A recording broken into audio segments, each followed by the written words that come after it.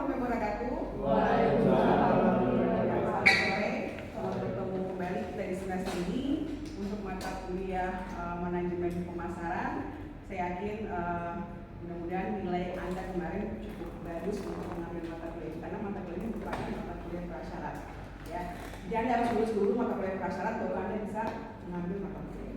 Baik, sebelum kita mulai perkuliahan, alangkah baiknya saya mengenalkan diri dulu. Ya, nama saya Ibu Eka Yudiani. Ya, saya di Unpad sini sudah cukup lama mengajar, kurang lebih 20-an tahun lebih.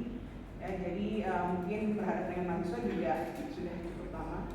Kemudian materi yang akan saya bawakan, saya ajarkan di semester ini adalah manajemen pemasaran 1. Saya harap Anda sudah memahami sebelumnya atau sudah pernah membaca tentang apa itu pengertian dari pemasaran.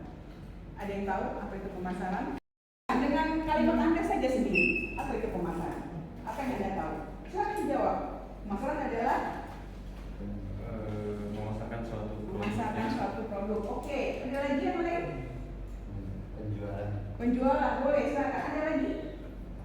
Kegiatan manusia dilakukan untuk memenuhi kebutuhan. Mungkin masih belum tepat. Apa lagi? Kegiatan berbisnis. Berbisnis boleh. Kalau memenuhi kebutuhan ini larinya kepada istilah pengertian ekonomi, ya. Kalau pemasaran mungkin kita menjual, merencanakan suatu produk, bagaimana kita menjual, bagaimana kita menentukan brand, ya, atau merek, gitu ya.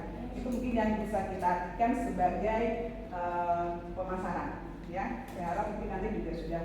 Nah, sekarang ini yang akan saya jelaskan sedikit tentang segmen. Segmen itu segmentasi, lebih jelasnya. Bagaimana kita membagi-bagi konsumen dalam beberapa bagian. Misalnya cukup B, sehingga kita bisa menilai-nilai kemana nih produk yang akan kita lempar ke pasar.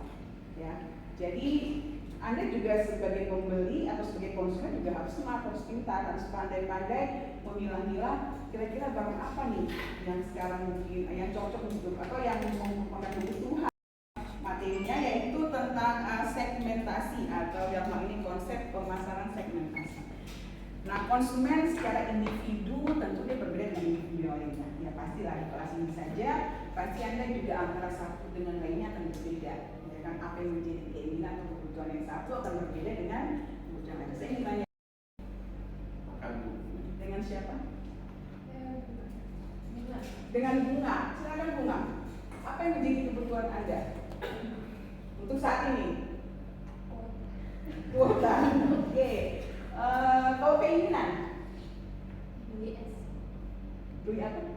Beli es. Well, di house berarti. Oke. Oke. Kemudian tentu berbeda juga kan. Yang lainnya, silakan. Apa yang menjadi kebutuhan Anda saat ini? Oh ya, mungkin sekarang Anda sedang belajar, ya kan? Keinginan? Pengen jadi pengusaha. Itu cita-cita. Ya, lagi materinya yaitu segmentasi adalah mempelajari kelompok konsumen dan mengelompokkan konsumen yang mempunyai kesamaan kebutuhan dan keinginan ke dalam suatu kelompok tertentu. Mengapa harus demikian? Karena sebagai seorang pemasar dia akan tahu dulu, oh saya mau memproduksi produk A misalnya. Siapa yang menjadi segmen pasarnya? Kira-kira siapa? Ke anak muda, tentu kita akan mencari suatu produk yang memang lagi tren di anak muda, misalnya usia yang muda. Kalau kita misalnya sasaran pasarnya atau segmen pasar yang mungkin ke orang tua, tentu mencari produk yang memang saat ini dibutuhkan oleh orang tua. Atau bisa juga dibedakan menjadi misalnya berdasarkan pendapatan, ya kan?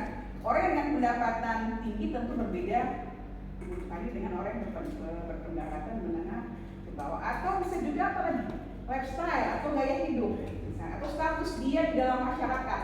Tentu akan berbeda kebutuhannya antara yang mungkin statusnya tinggi di masyarakat atau mungkin lebih tinggi statusnya daripada ya di statusnya dia. Seorang pengusaha misalnya, tentu berbeda nanti kebutuhannya dengan mungkin dia seorang pegawai biasa.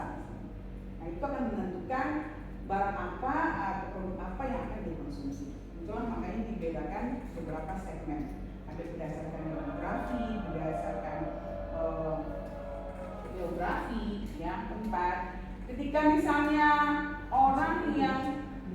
jauh misalnya, ya dari kota misalnya, tentu dia juga memiliki kebutuhan akan berbeda dengan orang yang tinggal di tengah kota. Kalau tengah kota kita lihat, dia akan memiliki berbagai macam kebutuhan. Perhatian saudara-saudara hari ini saya cukupkan untuk materi hari ini. Mudah-mudahan kita bisa bertemu lagi di minggu depan dan kesempatan dalam kondisi yang lebih baik, dalam keadaan sehat, dan Anda senang untuk